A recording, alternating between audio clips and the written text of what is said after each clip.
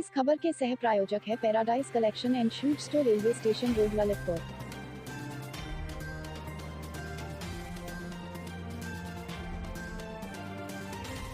इस खबर की सह प्रायोजक Sanskar valley academy school, Mahrauni road, Masaura Kala, Lalitpur.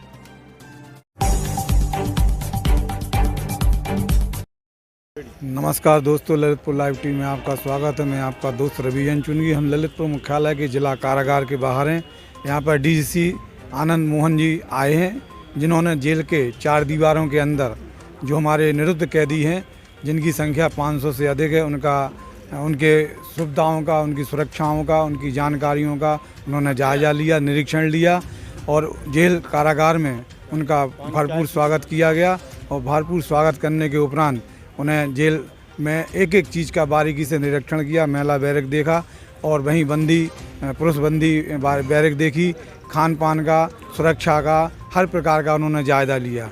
Lalitpur live TV और मीडिया कर्मियों ने जब उनसे वार्ता की तो उन्होंने कहा कि जेल की हर व्यवस्थाएं बेहतर हैं, खाने की व्यवस्था बेहतर है, सुरक्षा व्यवस्था बेहतर है। यहाँ तक कि उनने बंदी बैरक, जो महिलाओं की बैरक है, बंदी के महिलाओं की बैरक है, उसमें तमाम सुविधाओं से वह संतुष्ट हुए। तो वही उन्होंने इस बात का, पत्रकारों के इस बात पर का जवाब दिया कि जो मानक संख्या है जेल कारागार में बंदी कैदियों की, उससे अधिक बंदी कैदी हैं। लेकिन कोरोना महामारी को ध्यान में रखते हुए मेडिकल चिकित्सा विभाग की सुविधाएं, जिला कारागार निर्देशक आनंद कुमार जी का जो निरीक्षण हुआ, उससे जेल ललितपुर जिला कार प्रशासक ने उनका पूरा सम्मान स्वागत किया। उन्होंने निरीक्षण के दौरान बारीकियों से अध्ययन किया, जायज़ा लिया और वह पूरी तरह से संतोषजनक स्थितियों में उन्होंने जेल की व्यवस्थाओं को देखा। उन्होंने यह भी कहा कि बंदी कैदियों से उन्होंने वार्ता की, तो प्रत्येक बंदी कैदियों से जब वार्ता की तो उन्होंने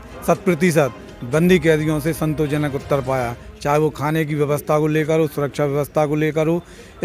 तो वहीं मीडिया के एक प्रश्न के उत्तर उन्होंने कहा कि जिला कारागार में जो भी समाज सेवी संस्थाएं समय समय पर बंदी कैदियों के जनहित में, उनके प्रोग्रेस में, उनकी प्रगति में, उनके हृदय परिवर्तन में अपना सहयोग सेवा करती हैं, उनको आगामी 26 जनवरी पर लखनऊ मुख्यालय पर उन समाज सेवी संस्थाओं का सम्मान किया जाएगा।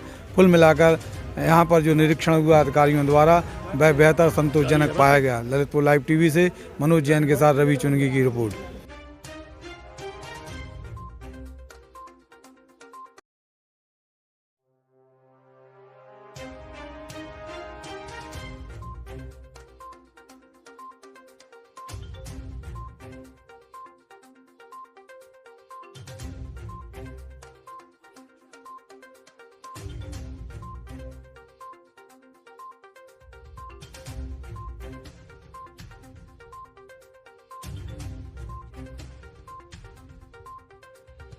है कि ललितपुर मतलब उत्तर प्रदेश के एमपी की से बॉर्डर पर लगा हुआ है और यहाँ पर यद्यपि 180 की क्षमता की जेल है, 526 इस समय बंदी हैं, लेकिन ओवरक्राउडिंग के दृष्टिगत भी यहाँ पर स्थितियाँ नियंत्रण में हैं। और आगे संभावित जो ओमिक्रॉन की लहर है उसके तहत भी हमारी विजिट रेलेवेंट है, इसलिए है कि हम नहीं चाहते हैं कि हमारे बंदी में किसी को कोरोना हो और आगे जो संभावित लहर आने की या संभावित इन्फेक्शन की संभावना, उसमें क्या तैयारियां की गई हैं उसका हमने परीक्षण किया है। सर, यहाँ कुछ बंदी ऐसे हैं सर, क्या दिशा निर्देश दिए? कुछ आप पूछना चाहते हैं तो पूछ लीजिए। सर यहाँ सर कुछ बंदी ऐसे जिनको बाहर भेजने के लिए है कि मतलब चल रहा है कि दूसरी जेल में ट्रांसफर करेंगे, वैसे बंदी है क्या? देखिए, ऐसा है, ओवर क्राउडिंग के दृष्टिगत हमारी अभी इटावा जेल का लोकार्पण हुआ है। इटावा सेंट्रल जेल घोषित की गई है और इटावा मदर जेल होने के नाते कुछ जिलों का चयन किया जा रहा है। शासन से एक नोटिफिकेशन होता है कि कौन कौन जिले के सजा याफ्ता बंदी वहाँ जाएंगे और उसमें संभवतः ललितपुर का भी हमने इटावा जेल से जोड़ा है।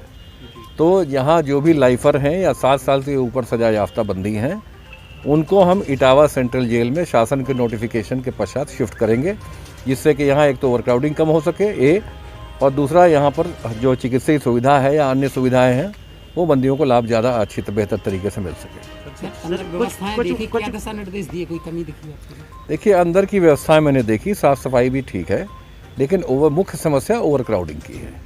और ओवर क्राउडिंग इसलिए इस समय रेलेवेंट है क्योंकि कोरोना की संभावित लहर आ सकती है। तो हम अपनी मेडिकल की तैयारियां भी देखने आए हैं। ये खुशी की बात यह है कि करीब 100% हमारे सभी बंदियों को फर्स्ट डोज लग चुका है और लगभग 450 के करीब बंदियों को 526 में से सेकेंड डोज भी लग चुका है। तो ये एक अच्छी स्थिति है, सुखद स्थिति है कि वैक्सीनेटेड हैं। लेकिन हमें ध्यान रखना पड़ेगा, सोशल डिस्टेंसिंग का ओवर क्राउडिंग की वजह से यथासंभव बहुत ज़्यादा पालन नहीं हो पा रहा है। महिला बंदी के बैरक में क्या देखा? महिला बंदी के बैरक की व्यवस्था बहुत अच्छी है, उनको गीज़र भी दिया गया है, उनको बाकी चीज़ों से लैस किया गया है। 26 महिला बंदी हैं, 25 की महिला बैरक बनी हुई है और क्राउडिंग की कोई समस्या नहीं है। साफ़ सफाई का भी काफ़ी ध्यान रखा गया है और जो भी महिलाओं के बच्चे हैं उनके क्रैश की सुविधा, बाकी जो भी महिलाओं की सुविधा हो सकती है वो अच्छा इंतज़ाम है। उनका किचन भी अच्छा है, सफाई की व्यवस्था भी अच्छी है और बाकी अन्य व्यवस्थाएं। सर, कुछ बंदियों को वीआईपी ट्रीटमेंट देने की खबरें आ रही हैं, उसमें क्या किसी बंदी को कोई वीआईपी ट्रीटमेंट नहीं दिया जाता है और अगर इस तरह की कोई शिकायत आती है उसकी जांच की जाती है। हमारे लिए एक बंदी है और बंदी को जो सुविधा ये लीक आउट हुआ है जेलों से, अखबारों की भी सुर्खियां बनी हैं। देखिए, मैं इस पर टिप्पणी इसलिए नहीं करूंगा कि इसकी जांच करने के बाद कोई ऐसी एडवर्स चीज़ मेरे संज्ञान में नहीं आई है। अगर आपको किसी के बारे में कोई स्पेसिफिक सूचना है तो आप मुझे दें, उसकी जांच करा के मैं दिखवा सकता हूँ। सर, ये जेल से जुड़े हुए कुछ समाज सेवी संगठन हैं जो समय समय पर जिला कारागार में बंदियों के लिए सेवाएं देते हैं किसी चीज़ का वितरण करके, तो क्या आपके द्वारा उन समाज सेवियों को समय समय पर सम्मानित करने की कोई व्यवस्था? बिल्कुल, हम लोग 26 जनवरी को जो समाज सेवी संस्था जेलों से जुड़ी रहती है, जो जेलों में बंदियों को उत्थान के लिए कार्यक्रम चलाती हैं, उनको हम लोग सम्मानित करते हैं मुख्यालय पर।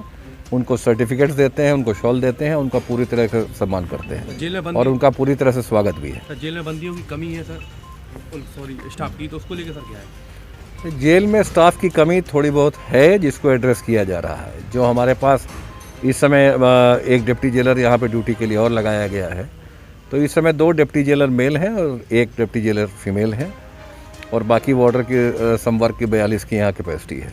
फिलहाल स्थिति नियंत्रण में है और बहुत अत्यधिक कमी नहीं है। हाँ, कमी हमेशा रहती है कुछ ना कुछ, लेकिन उस कमी को एड्रेस किया जा रहा है। 4 दीवारों के अंदर जो सुरक्षा व्यवस्था यहाँ के स्टाफ या इनके अधिकारियों की है, उससे आप कितने संतुष्ट हैं? अभी तक मेरे पास कोई ऐसा प्रतिकूल तथ्य सामने नहीं है जिससे मैं कहूँ कि यहाँ की सुरक्षा व्यवस्था खराब है और ऐसा कोई दृष्टांत भी नहीं आया है। इसलिए मैं ये मान के चलता हूँ कि सुरक्षा व्यवस्था अच्छी है। बंदियों का भी इनको व्यापक सहयोग मिलता है। मैं अंदर बंदियों से ही बात करके आया। जो मुख्य समस्या बंदियों की है वो न्यायालय से रिलेटेड है, उनकी बेल के बाद की तारीख के बारे में है। तो जेल के बारे में ना खाने की किसी ने शिकायत की, ना कोई मेडिकल सुविधा की अनुमन्यता के बारे में किसी ने कंप्लेंट किया और जो जेल में जो व्यवस्था है उसको लेकर किसी प्रकार की शिकायत किसी ने नहीं की है। हाँ, कुछ लोगों ने ये ज़रूर कहा कि साहब हमारा इलाज बेहतर और करवा देंगे तो अच्छा रहेगा।